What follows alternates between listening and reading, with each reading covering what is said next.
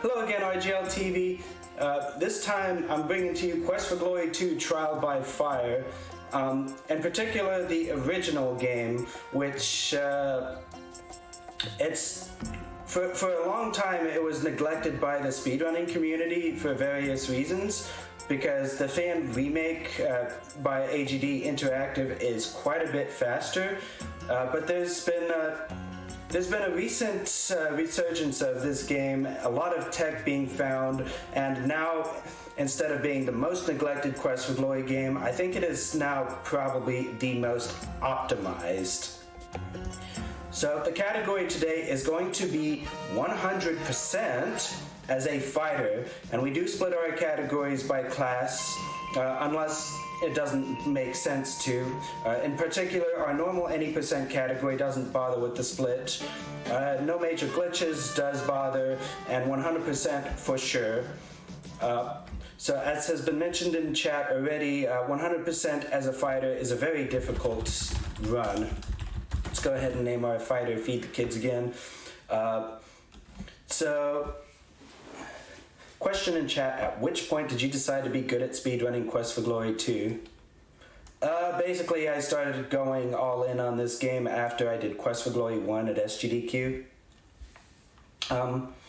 So, starting stats, there's a particular rock in the Forbidden City that requires large amounts of strength to be able to deal with, but it's not really very practical to do that because we need other stats too. So instead, we're just going to have 5 points into magic to give us an instant solution to that.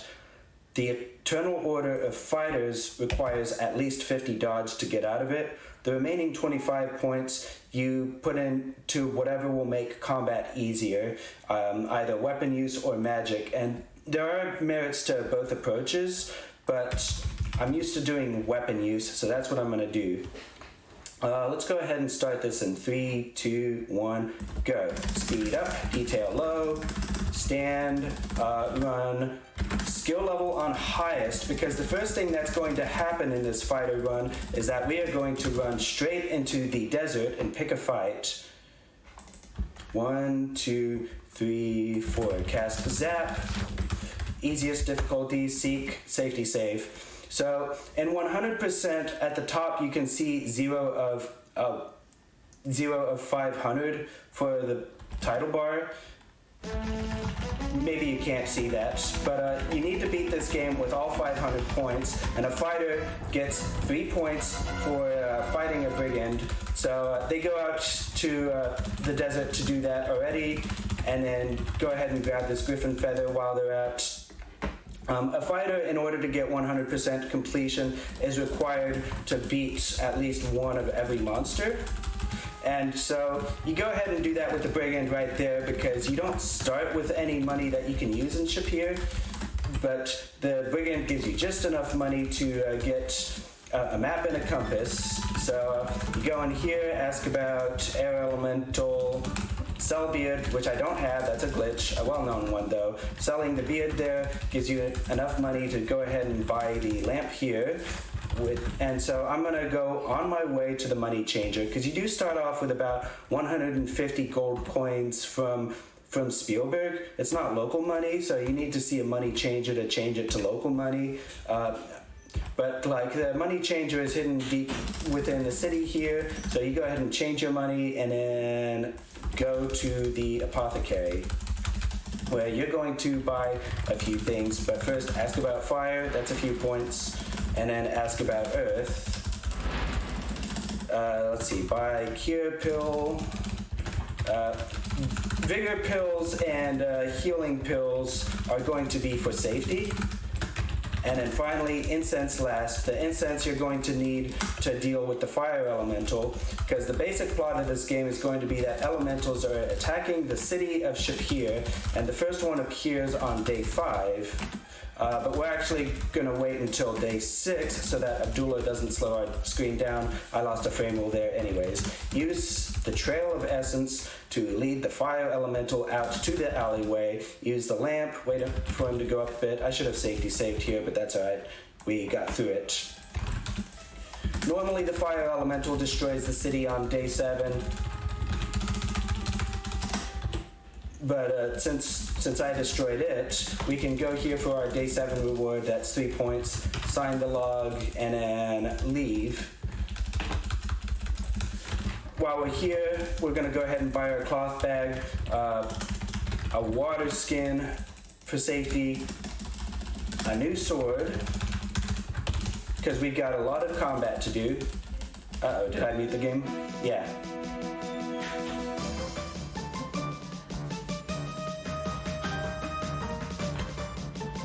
Beat him at arm wrestling, which you can do at base stats. You basically ramp up the pressure more quickly than he can deal with. And then on day 7, you have to go to the fountain and deal with Omar here. You basically have to listen to his entire speech here because the point of the game is to beat the game with 500 of 500 points.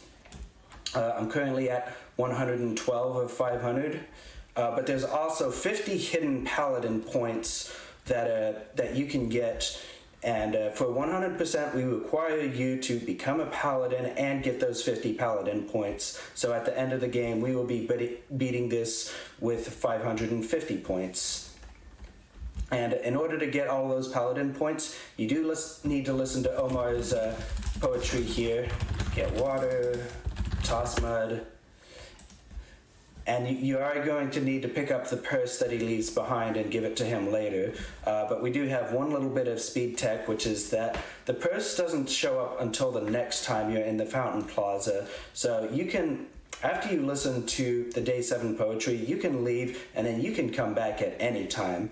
Now that doesn't apply in the AGD remake. AGD remake requires it to be same day. But yeah, you listen to this whole thing. And I have pre-typed toss mud because that's going to be the first thing I do when the air elemental attacks on day 8, but instead we go to day 9 to deal with it. I'll go ahead and safety save here just to make sure I toss it, use the bellows, and then go till about past. Yeah, since you end up in the Palace Plaza, this is a convenient time to visit the astrologer for the first time. 1, 2, 3, 4. Tell them about your past. You have to tell them about your past one day and then come back a following day in order to get your fortune told. With the air elemental defeated, we can go to night 11 to hear the poet Omar again, get our reward. That's a few points. Then the Earth Elemental is going to attack on day 12. You do want day 13 because his encounter rate is higher on day 13 and Rakesh is outside of the guild, so there's a little less travel time in order to be able to actually get the flaming sword from him. So while we're adventuring in these alleyways, we're going to go ahead and find Aziza. Oh, and here's Rocky here. Yeah, easy enough. He's an easy fight in the EGA version. But from this point on, routing is pretty important because defeating Rocky set a global variable for some sort of monster health, which is going to be reset if you ever go to the desert. So it is important that between fighting Rocky and going to the Eternal Order of Fighters that you do not reset that variable, that you leave it as it is. You can visit the EOF on night 15. You don't have to actually get that water bag, but yeah, you visit the Eternal Order of Fighters on night 15, and the earliest versions of this run, the Eternal Order of Fighters was a gatekeeper because the guard there is an extremely difficult fight that it's hard to have enough stats for, and he tended to kill a whole lot of runs. But a runner named Swimfan discovered that if you never go into the desert after fighting Rocky, then some magical stuff happens. But in the meantime, we're shackled up, we're going to break our way out. We do need 50 dodge to get past the guard and get to our sword and shield. That was nice. And get ready for a fight, and he's down. Yeah, he dies instantly, which is amazing. One of the best techs, one of my favorite. I love that tech so much. It's so good, and it makes it so that a fighter never has to stop and train at all during the run. It's so good.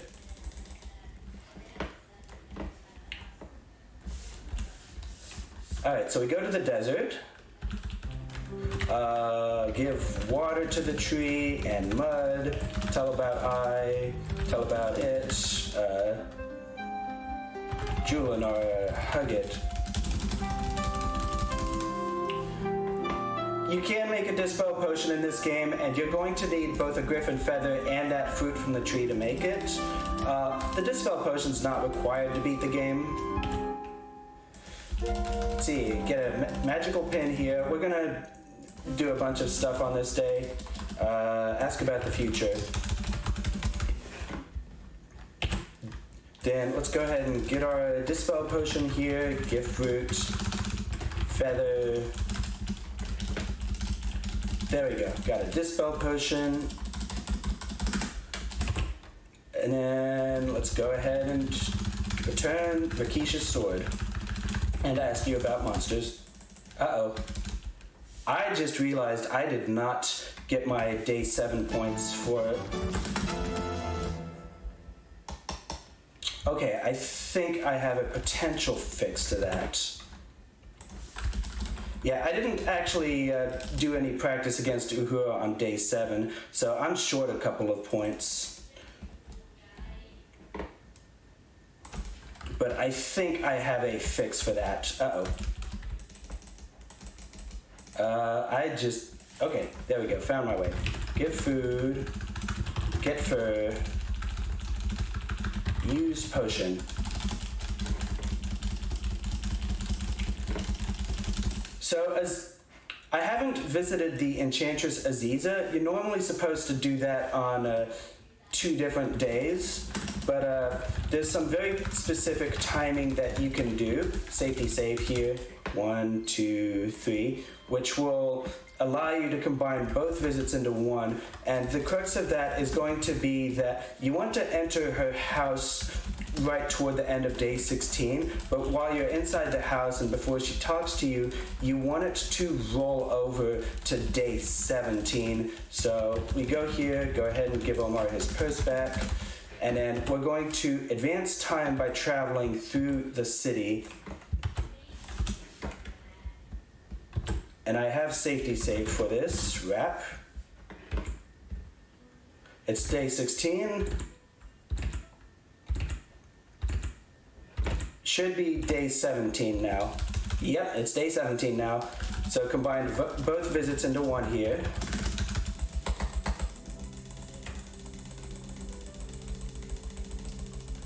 Now, I have forgotten to visit Uhura for training, so I've got something I'm going to try here.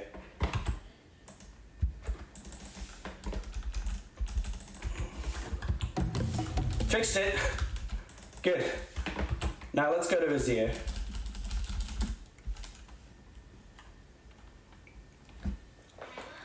I can't believe I fixed my thing there.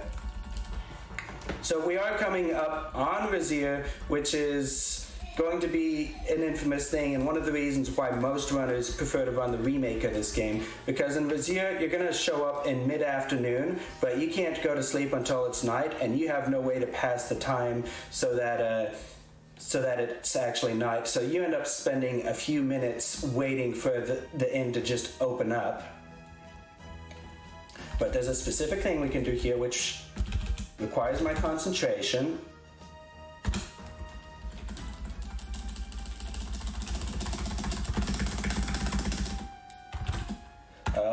Shoot, that wasn't... every time you screen transition here, there is a possibility of the clock either skipping forward or skipping back a little bit. I'm focusing on my timer a lot right now because the timing for this is very specific, and I don't know for sure that I'm actually getting it.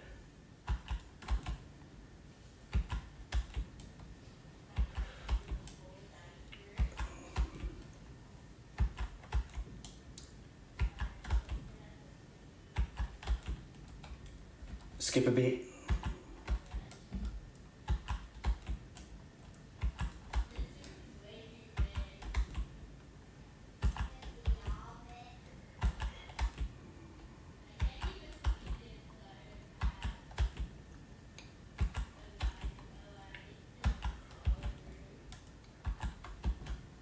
I'm not used to this new version of the manip. I usually go to the fountain for this.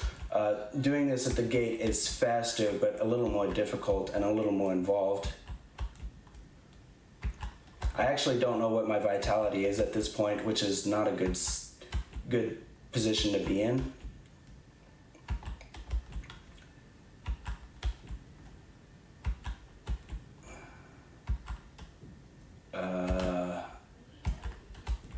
Was that the right beat to skip on? I don't know. I did not pre-type sit.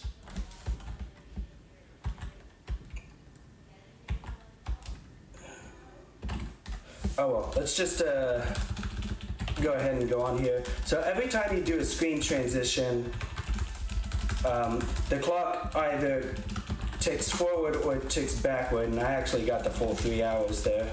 So my vitality is pretty low then. And it's actually not nighttime yet because I have not actually gotten all of my required encounters out of the way first. And you know what? My difficulty was supposed to be on highest, so let's just go over here, cast Zap. Go ahead and start waiting for monsters. So doing all those screen transitions was supposed to inch the clock forward, thus making it take less time in order to actually get until evening. A fighter is going to cut it short though, because a fighter is going to come out here to actually fight stuff in the desert, because they still have a few encounters, and you know what? Let's run away. Okay. I actually did do the manipulation successfully because it is nighttime already. Poison Cure Pill. Poison Cure Pill will allow you to take one sting from a scorpion tail. I did not take it earlier because it also makes you resist the drink in the end, which will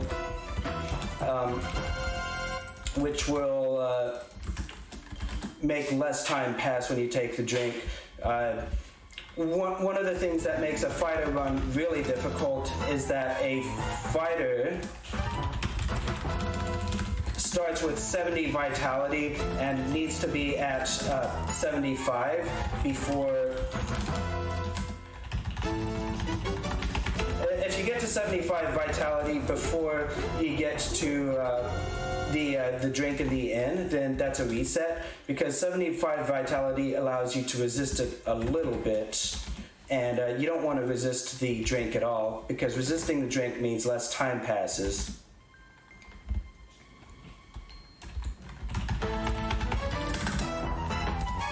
Pterosaurus, one of the toughest battles you can get. It's best to just run away from the thing as soon as it starts to attack, because it takes them a little while to start up.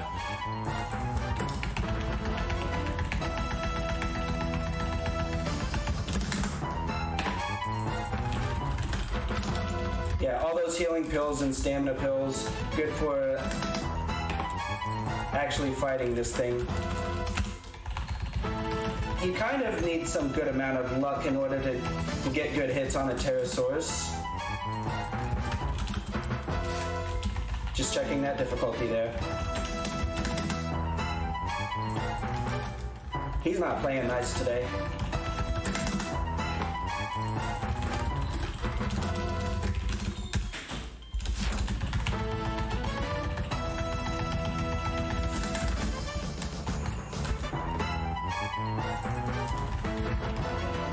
There, he's down.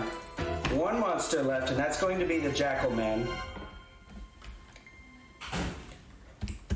Speaking of Jackal Men, shoutouts to Anthole and Toad.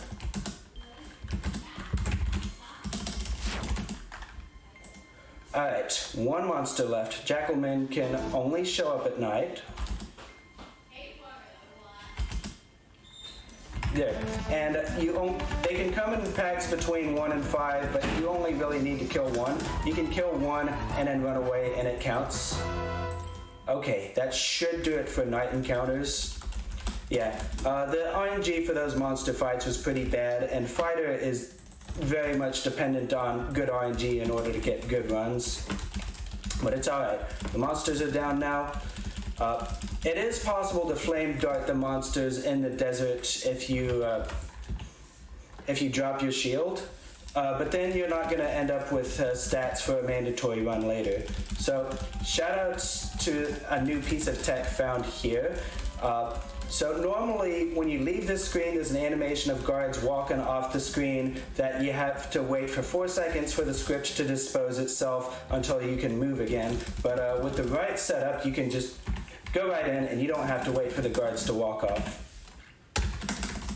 Then you go here, give this woman your clothes and your passport. And we've got another wait here. See, because it's mid-afternoon of day 28 now, and again, you need the plot to progress until day 29.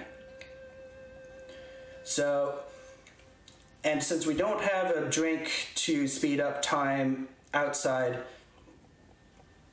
it normally takes about 5.5 minutes for time to pass until the indoor opens. And even with time manipulation strats, we can only get that down to maybe 3.5 to 4 minutes or so. So instead we're going to wait in here to get captured. Now the wait in here is still a pretty long wait. It's 3 minutes long. So yeah, how was everyone's day yesterday? Oh, I should go ahead and pre-type cast open. This ending section of the game that's coming up does have some really nice strats that have been discovered recently, and I'm really looking forward to showing off. Shoutouts to Canecraft, who is in chat right now and has been diving into these games trying to find some new tech, and new tech he found.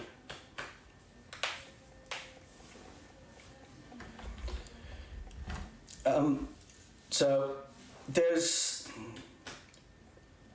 there's a YouTube creator named One Short Eye who has been doing speedrun documentaries on various Sierra games, and in King's Quest VI, there was a lengthy amount of time spent dedicated to talking about how SCI handles scripts, and in particular when you're walking in the middle of a script.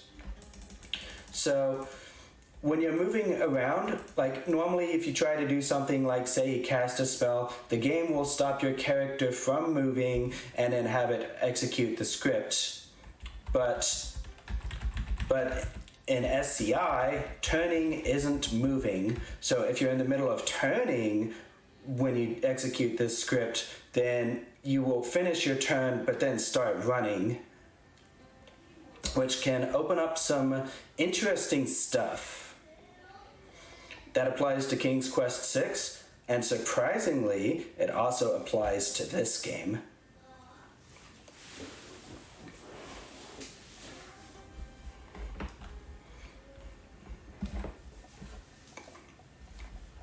Oh yeah, when her text box pops up, that's a 1-minute warning for the guards to capture you.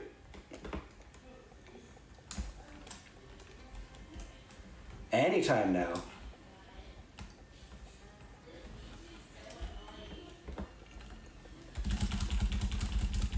There we go. And we're thrown in the dungeons.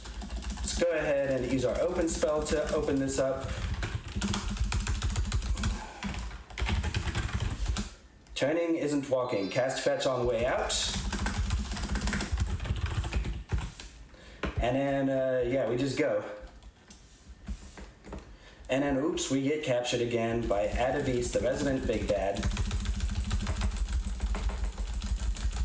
He's going to take us to the Forbidden City, where some major skips have been discovered recently. Because in the darkness there, here, you can't normally move until you actually light up. But the mouse was not disabled, so you click off screen here, and then you end up in this room right over here. So you cast open there. So in that, you don't actually need the lamp at all. But yeah, when turning's not moving, you can just use that to run right over the lava. Hop. I don't know if this point total is good. I have a feeling I've missed something. Okay, we'll just see.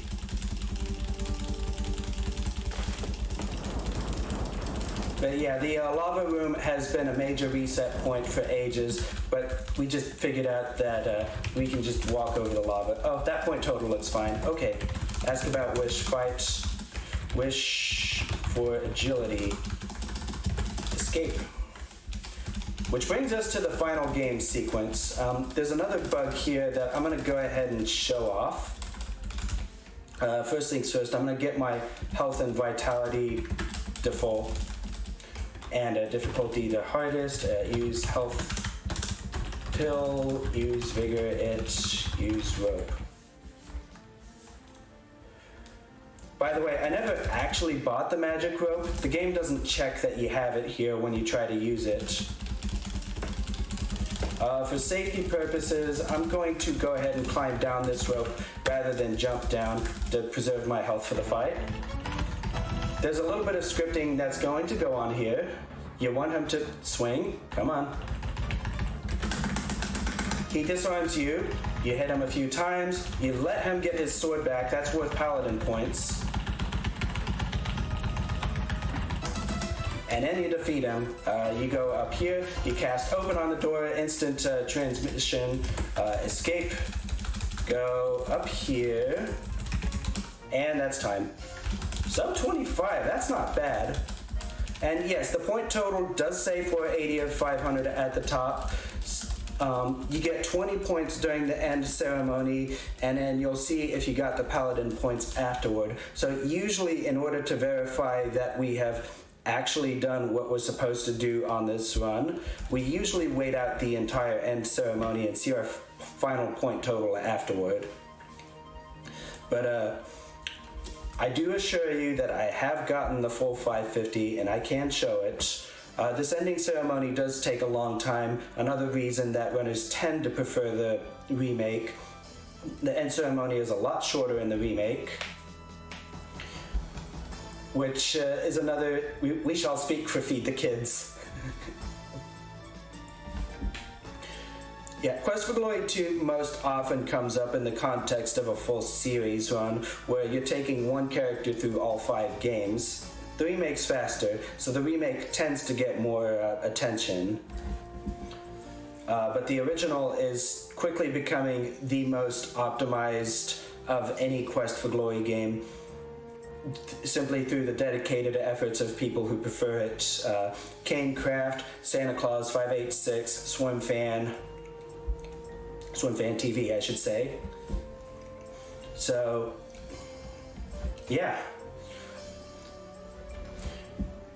So we are going to be wading through a couple of these text boxes. I can't skip through any of these up until I'm past Aziza. And then I can enter to skip all the text boxes. But yeah, the order is going to go Kata tell about how you saved the city from the elementals. This palace guard says you did not kill him while he was helpless in mercy after the battle. That was in the Eternal Order of Fighters. That was not the end game. Aziza will talk about how you freed the spirit of Julinar, the tree in the desert. There's also actually some dummied out lines where she will talk about the beast in the desert that I restored. There's no way to get those lines in this game, but they have been restored in the AGD remake.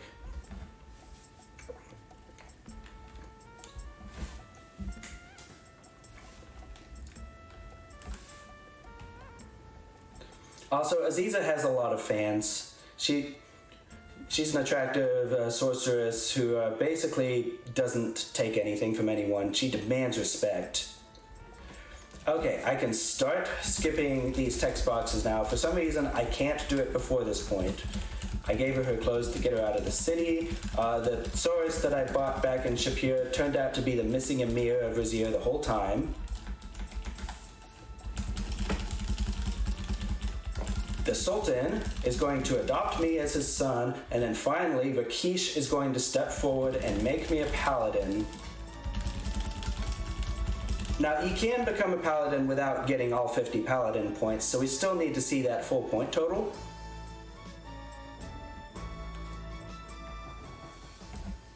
And here it comes. Congratulations, 550 of 550. That is a valid 100% run, despite my having to make up one task, but that's going to be it for me. I am done with my block here. Actually, I do have one quick thing I'm going to do, which is, here, you can see some,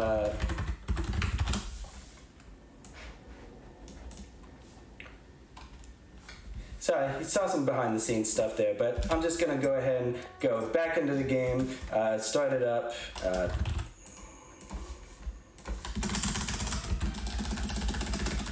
stand, run,